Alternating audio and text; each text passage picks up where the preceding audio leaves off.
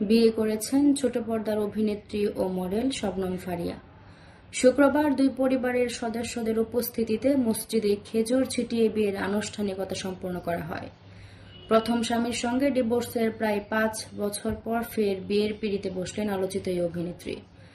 এর আগে শবনম ফারিয়া 2018 সালে ভালোবেসে বিয়ে করেছিলেন হারুনুর রশিদ অপুকে।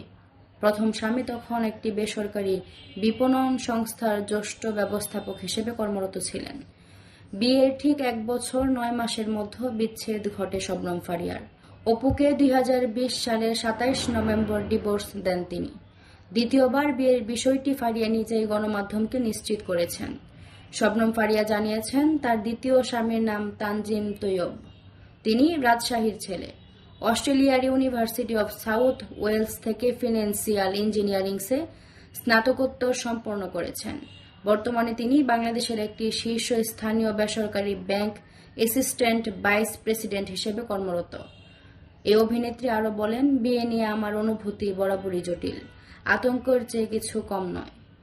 বিবাহ বিষয়ক বিষয় জটিল ও ব্যক্তিগত অভিজ্ঞতার মধ্য দিয়ে যাওয়ার পর মনে করেছিলাম এই অধ্যায় হয়তো আমার জীবনে আর আসবে না।